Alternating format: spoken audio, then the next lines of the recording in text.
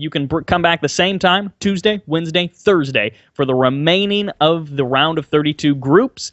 It is going to be a lot of StarCraft coming at you. Standard WCS group format is how we roll, and then that'll take us into the round of 16 as well. So we got, of course, WCS Toronto coming up in a couple of weeks, which is going to be fantastic, I've been told, and of course ASL with round of 32 going on for a lot of things. Reaper Expand 12-12, presently the choice for 0. Though he hasn't thrown down that expansion just yet, we would expect him to be going for that relatively soon. Although I guess it is possible that he's banking up minerals for something else. And it was, I believe, 15 hatch, 15 pool. It was definitely 15 hatch. At any rate, the first couple of Zerglings are on the way.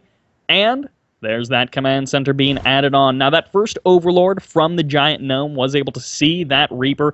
He was able to see that Rax. And he's going to know there's not another Reaper on the way, the reactor being the choice of 0 for that particular point. Reaper going to be heading up into the main, and there's a couple of Zerglings waiting around for him. Now, if you've heard me cast a TVZ before, especially one that isn't, obviously the highest level, then I get to talk about something which is like, how many drones or lings does the Zerg player lose? Or does the Terran player make a mistake? Because at the very highest level, this is one of those interactions that oftentimes not a lot gets done, but is always this sort of dance between the Reapers, Lings, and Queens is always done, as I'm sure you guys probably are aware, for the chance of doing that damage. And sometimes, here in Challenger League, you sometimes just see a Reaper who does fantastic amounts of damage, or that just gets completely shut down. It's a fast third command center, though, for 0. He's going to be dropping that in his main after the factory. And of course, because he negated those Reapers, he was able to get out that factory a bit earlier than if he would have gone for, say, 3 Reapers or something like that. Still no third hatch out on the way, but you should also be noticing that there isn't a lot of gas being mined for our Zerg player. Just enough to get speed on the way, technically 4 extra gas, but then no more geysers after that. It's been relatively low gas, a lot of focus on minerals, a lot of focus on building drones for the Giant Gnome. To follow this up, good ol' Hellions. Of course, in this particular case, 0 won't quite have those 3 additional Reapers to micro and buffer for the Hellions, so in the event, actually this Reaper going to be getting a perfect surround. Those Lings shut it down very nicely, and that shrubbery not quite working out too well. In this case, we do have now no Reaper to run along with those Hellions, and if you're a Zerg player, you're probably very happy because dealing with just the Hellions is nice. Dealing with the Reaper and the Hellions can be a little bit annoying, especially if your units keep auto-targeting that Reaper and then it micros away and heals up, and it's just frustrating to deal with.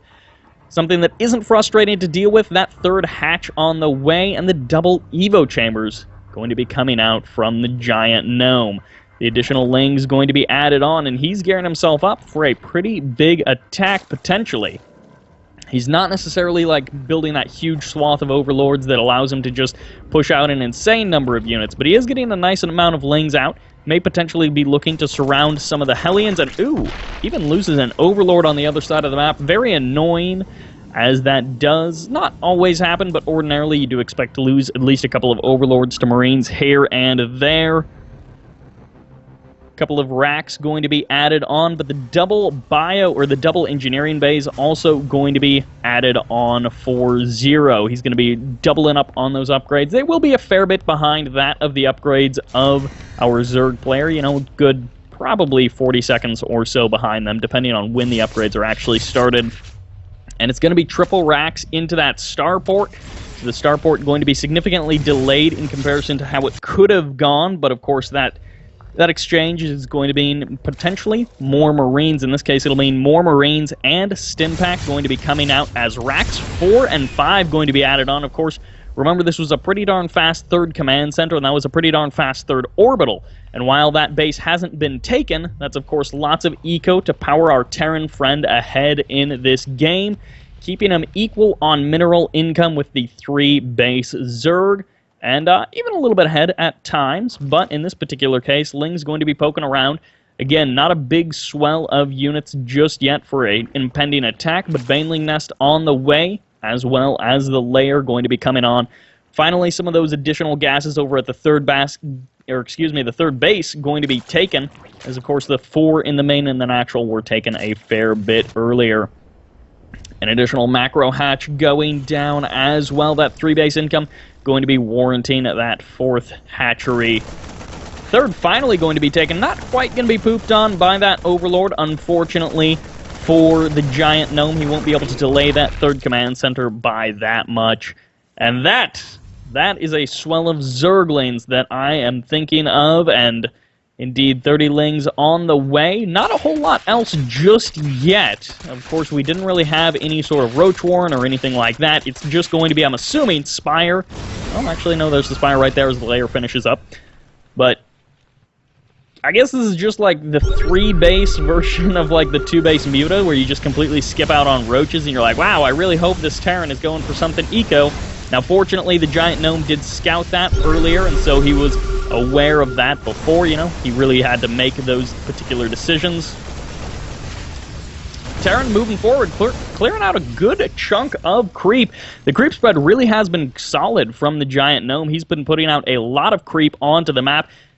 Ling, Bane, Queen currently out here. Now, the Spire has a full 40 seconds before it's going to complete, but 2-2 has been started, which means these two players are about to be equal on upgrades in another 8 seconds or so for the Terran player.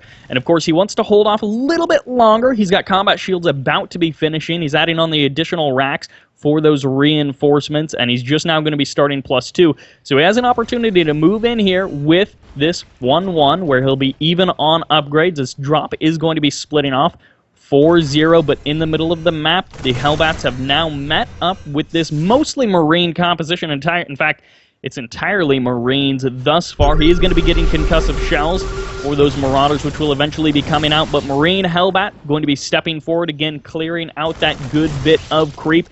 And don't forget, on the right side of the map, there is that drop heading towards the main base of the GiantGnome. What the heck, an additional factory going to be added on as well. You got to spend that money, and in this particular case, he's not looking to trade out his army to try to remax or anything like that. He's just going for one really aggressive push, or one push that is actually aggressive from 0, which was just that drop, which got completely cleaned up and really didn't do all that much in this particular case. He definitely knows that it's mutas because, hey, they're the thing that killed him. The unfortunate thing for 0 is that he hasn't actually started any of those missile turrets. He should be adding them on relatively soon, or else that's going to be a nice move for GiantGnome to move in and kill off some potential SCVs. This move through the middle of the map is going to be taking down at least one Queen, as Baneling's going to be potentially moving in. They're a little bit slow, but they're now here. They go into crash into some of the Hellbats, not hitting on the Marines, and the free split is alright, but this is an overwhelming amount of Zerg, as Ling's going to be auto-attacking on that last group of Marines, and the Terran Force completely routed, completely crushed in the middle of the map, and forced to retreat, as 0 just doesn't have nearly enough in the middle. He's going to be pushing out, of course, a lot of reinforcements from his triple orbital, but can he deal with the impending attacks? The thing that he's going for is, of course, a drop in the main. He's looking to kill off some of those drones. He's looking to clear up some of that economy of the Zerg. If he could have gone for infrastructure, that would have really been great, but in this particular case, these 1-1 Marines will be getting cleaned up shortly before 2-2 is actually going to be kicking in another 30 seconds or so. He did indeed spot the hive on the way, so he'll at least know that that is indeed constructing, and that's something he's going to have to be worried about. Potentially 3-3 going to be added on for the Zerg in due time, but that also did keep the mutas at home. Now missile turret up in the main, and one at the third as well. Not so much at the natural, but he does also have that bunker over at the third, which will help him to deal with the Mutalisks. The Thor going to be chasing away those mutas. And keep in mind, this is 16 Mutalisks. He hasn't gone up to a crazy count of, 30 or anything like that. He's focusing pretty heavily on the Banelings as well. But if he's not able to really make these good connections, then he could see he could see this entire Terran army just crush through his little Zerg force. For now, there's only one Thor on the front lines, but there is a healthy number of Marauders to help absorb those Baneling hits and potentially slow down any additional units. But the Mutas, if they can get a good angle, they could take down this army. Blue Flame already finished up. Now 3-3 on the way for Terran, a good bit before 3-3 for the Zerg.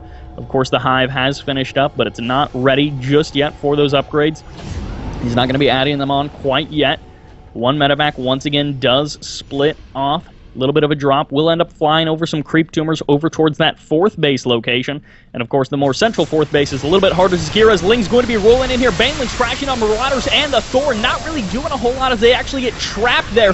Kind of caught by the body of the Thor, not able to really advance, and suddenly Zero going to be pressing on forward with that Ling Baneling Mute attack, not really doing as much as he would have liked. And at the bottom of the map, we do have that drop going to be coming in. Marines stimming forward. This is a lot of Lings that's about to spawn on top of them. How many drone kills can they actually get? Mutas are going to be assuring that this force will get annihilated while in the middle of the map. We do have that engagement force going to be moving forward. There's another big swell of Banelings and Lings as they're taking a lot of latent damage. So many of those Banelings are low on HP, and this is too many to really focus fire efficiently for the Terran player. He can't click that quickly, I would assume, and the Banelings going to be rolling forward. The splits are good enough as the surround is going to be coming in almost 360 degrees as the Mute is going to be stepping forward, and this is definitely enough Zerg to clean this up. How many Medevacs will go down in this particular case? A lot of them are able to escape, and the reinforcements are not enough to stop the Zerg swarm. Now with this Thor, he might be able to hold off, and will the Banelings actually connect on the Marines? No, they're just circling around that Marauder, while the Marines are now going to be getting cleaned up as the Thor gets annihilated as well, and this Zerg army is mostly dead, but hey, the entire Terran army is dead as well. Of course, reinforcements on the uptake are going to be helping to stop this attack. But one Thor and these Marines, these Mutas are pretty low on HP. They take a lot of damage. A couple of the Mutas going to be going down there and forcing the GiantGnome to respawn, to retreat on out of there. Now keep in mind, 3-3 is just finishing up for the Terran player, as well as +2 on the Thor.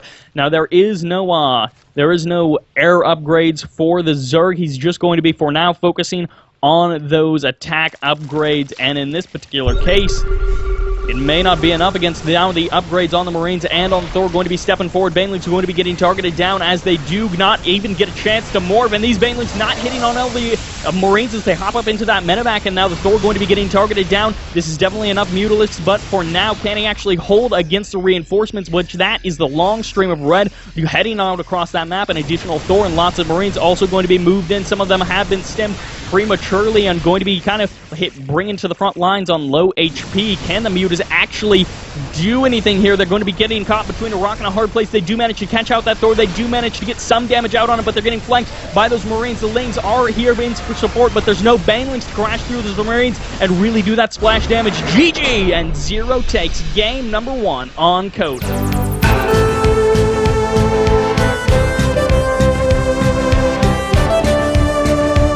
To Inferno Pools for game number 2, Horizontal Spawns. And whether you think that this particular map looks like someone's screaming, one of these players may be screaming very soon. In the southwest corner of the map, representing Deadly Gaming, up 1-0 from this best of 3, this is Zero. And in the bottom right corner, representing one step ahead, he is the GiantGnome. And he is going early gas, earlier pool than he did last game. In this particular case, he may be hoping, although he doesn't know yet, he may be hoping that it is horizontal spawns. As you can see, he did scout north with the Overlord, and sometimes that is because he wants to know as quickly as possible, is this vertical spawns? In this particular case, it could be because vertical spawns is exactly what he wants for this build that he was planning, or it could be, I'm about to die if this is vertical spawns. I need it to be horizontal. And of course, if it's vertical or cross, I would assume that he probably wouldn't want that. He is going to be heading down, of course, across with his Overlord. He's going to be going for that scout. Reaper going to be popping on out from this first Rax for Zero, and look at that. This is basically the exact same build that he did last game. He's adding the reactor onto the barracks as well. And the command center, well, it hasn't started just yet. It should be starting momentarily. There we go. All right, Zero from Deadly Gaming. He is showing us a bit of precision, a bit of consistency in his play. However, he's also going to be heading in here. He's going to be like, well, there's no natural. And, he actually just assumes, okay, ordinarily there should be a natural, and he's going to be using that as a cue. I mean, anyone who's who's, played a bit of TBZ, you would be assuming, hey man, we're down to 4 minutes, and there's no natural at all, there's not even a drone, and then on top of that, because the Overlord was sent south, it did indeed not get spotted by, well, that second Overlord was sent south, rather. It didn't get spotted by that Reaper, and now the Reaper is going to scout the final position. He's going to be very confused, and he's going to have to re-scout the actual main bases. And of course, from there, look at all of those delightful lings, and if you were sharp, paying attention to the production tab, you know that there's already a Baneling nest out on the way. And there, now he's in the main base, and he's like, you know what? There's a distinct lack of another player on this map. Right now, the Ling's going to be wrapping around that command center, forcing Banelings directly on top of it, and this is a shutdown. This is a potentially huge, insurmountable problem coming in for Zero. How is he actually going to deal with this when he's got, like, literally almost no army units out on the map? One Reaper going to be coming back down to try to hold this, and Banelings crashing through, destroying the supply depots, and now they're going to be blasting through these, well, no, they're blasting through the command center as they actually don't impact on anything particularly important. The SCVs are, of course, off the line, but now inside of the bunker is the majority of these forces, and the Hellion is going to be popping out with one single Marine to fight off the rest of these Lings, and this has gone actually surprisingly well for our Terran player. One way or another, he's still up on SCVs. He's also got a couple of extra mules. If he can just hold this off and garner a little bit of forces near the bunker, then he may have an opportunity to survive. Now, the real problem is dealing with the follow-up. Even if he kills these Lings, he cannot, I don't think he's going to be able to hold against the follow-up as more and more Lings are pouring out across the map, more and more Banelings, and these ones probably will not be clicked onto the command center to make another mistake like the previous game. The repair is not good enough. The bunker falls, and suddenly Zero is in a tremendously bad situation as Ling's flooding on forward, and now his SCVs are pretty much all dead. He can count them dead, not right this very moment, but in subsequent moments as everything goes down, and now suddenly to 0 workers and 5 on that army tab. Just a couple of Hellions and a couple of Marines out here. There's not much left for Zero. He can't believe it. He's not going to leave this game. GG! Zero knows when he's defeated, maybe a little bit too late. The Giant Gnome equals things up 1-1. We are heading to Moonlight Madness.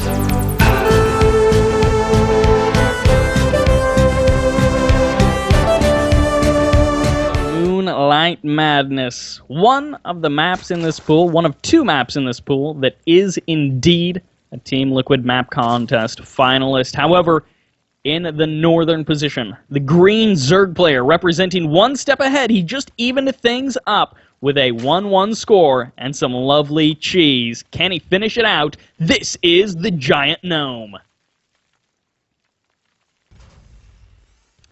In the south, the red Terran player going for virtually the same build 3 games in a row, representing Deadly Gaming. This is Zero.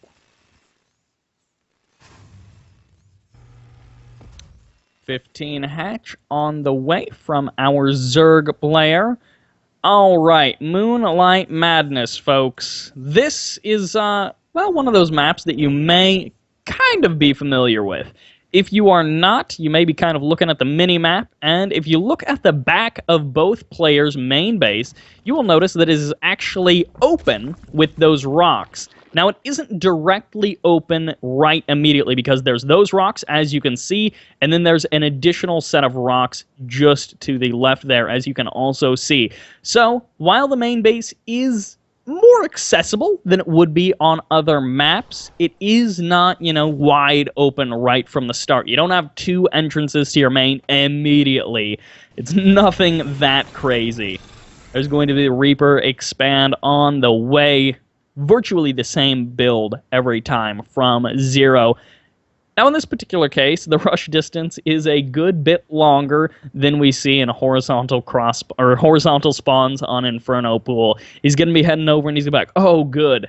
Your hatchery is finished. I'm not getting hardcore cheesed like I was in that last game. Look at that. Your spawning pool and your gas is also finished. And then, now, there is, I'm assuming this would be the 3rd base, which is kind of like a backdoor natural in this particular base.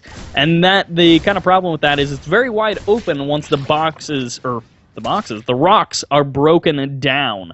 So potentially we'll be seeing either player take that, but in this particular case, it won't quite be the choice just yet.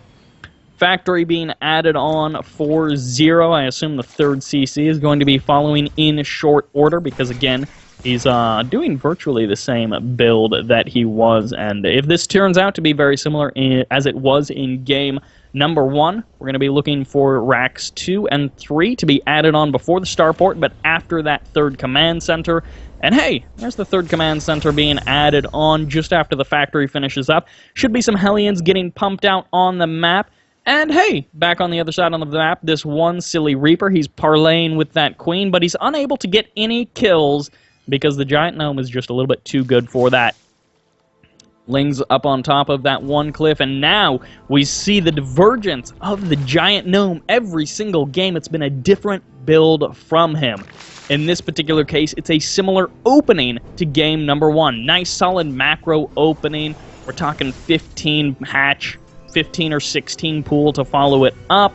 Not too many gases. And by not too many, I mean specifically 1 gas. But then into the 2 base Roach Warren from our Zerg player. First couple of lanes going to be poking on out, and he won't be able to see too much, unfortunately for him. But he might be able... Oh, he actually does barely see the third command center on the way, and he will be able to see that is basically completed, but it's not quite there just yet. And he should have a pretty good idea of what he's playing against. I don't know how in tune he is with Terran timings and with, you know, basic Terran build orders, but he should have a fairly good idea of what his opponent is doing, and he should have a fairly good idea of that. Okay, you don't actually have that much. This Reaper going to be spotting those roaches, and when you see these roaches, he technically only saw 7, but he can be assured that there's at least 1 more on the way. In this particular case, there's going to be not 1 more, but 3 or 4 more past those additional past those first 7. Ling's going to be heading on in, and Hellion's going to be targeting down, well, the supply depot a little bit there as a bit of a misfire from our Terran player, and the roaches into the main base. No, they do get body blocked by those workers, and he's trying to pull absolutely everything. The first couple of SCVs going down, and of course the natural is forfeit, but this hold on the ramp, can these Hellions actually pump out enough damage? There's not that many Marines here to really do the focusing fire on those roaches, and the main has been busted. The 3CC build worked on game 1, but now that the Giant Gnome is wise to it, he's been adapting and adjusting. It's more links on the production tab as racks 2 and 3 have not finished up. They're so delayed, and he even went for a Widow Mine, which gets a nice shot off and will be able to eliminate a couple of the roaches. But now the real problem, the burden of attack has now switched to these lings, and those are the things that are actually doing the damage to the worker line as more and more SCVs going down. 30 being eliminated in just the past minute or so. 20 more lings on the production tab. There's the scan. GG is called. The Giant Gnome will take our first best of 3 and head in to face Intense. Representing Psystorm Gaming, he's a macro Terran player. Thanks for watching the video. Please subscribe to support the ASL by hitting the button now.